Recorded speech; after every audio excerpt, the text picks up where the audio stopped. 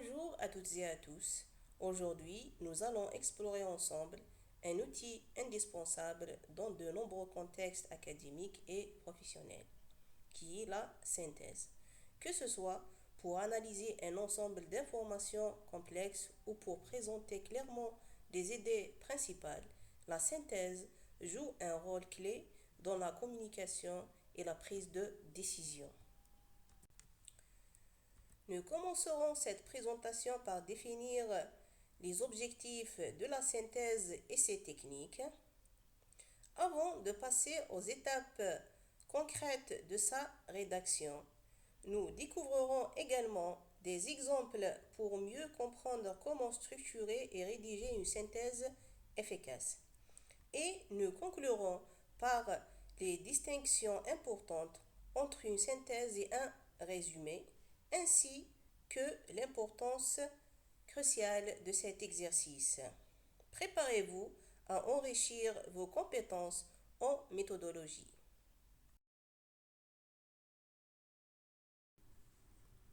La synthèse vise à atteindre plusieurs objectifs essentiels, particulièrement dans les domaines académiques et professionnels.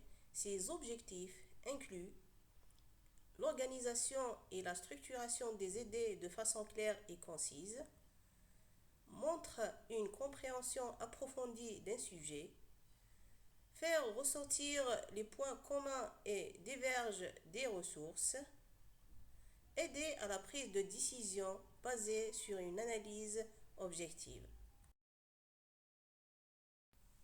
Les techniques à suivre pour rédiger une synthèse efficace sont comme suit. Lecture attentive et critique. Lire toutes les sources en profondeur. Identifier les idées principales. Extraire les éléments essentiels de chaque source. Comparaison et regroupement. Mettre en évidence les points communs et les différences entre les sources. Reformulation. Reformuler avec ses propres mots pour éviter le plagiat et simplifier. Esquisse et planification. Créer un plan avant de commencer la rédaction. Les étapes de la rédaction d'une synthèse. La première étape, c'est la collecte de l'information. Sélectionner des sources fiables. Comme deuxième étape, c'est la prise de notes. Répéter les idées clés et les arguments.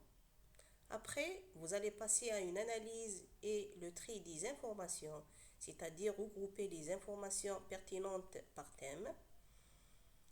Après, on va passer à la rédaction, c'est-à-dire organiser les informations de manière cohérente et fluide. Et enfin, c'est la vérification et la relecture, c'est-à-dire corriger les erreurs et améliorer la clarté de votre synthèse. Exemple de structure d'une synthèse. Logiquement, tout document commence par une introduction dans laquelle on va présenter le sujet et les sources utilisées. Après, on va passer au développement dans lequel on va regrouper les idées principales selon les thèmes ou les critères choisis. Et on va comparer aussi les différents points de vue. Et on termine par une conclusion dans laquelle on va résumer les points essentiels et la prise de position ou conclusion générale si nécessaire. Exemple de synthèse. Donc, on va prendre le sujet de l'impact de la technologie sur l'éducation. En introduction, on va présenter le sujet et les deux études utilisées. En développement, on va comparer les avantages et les inconvénients de l'usage des technologies traitées dans les deux études. Et en conclusion, on va faire une synthèse des deux propositions et on va présenter notre propre opinion. Voici les principales différences entre la synthèse et le résumé. Dans une synthèse, on regroupe plusieurs documents, on analyse et on compare les informations et on reproduit une vision structurée d'un sujet. Dans la rédaction d'un résumé, on condense un seul document, On raccourcit sans analyse approfondie.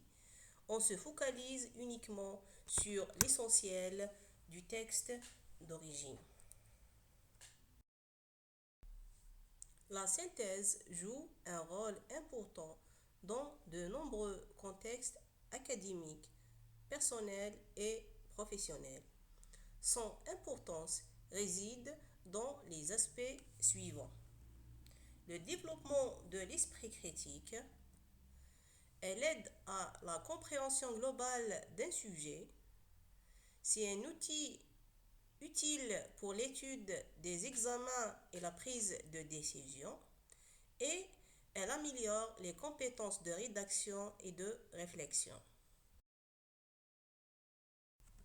En termes de conclusion, on pourra dire que la synthèse est bien plus qu'un simple exercice académique.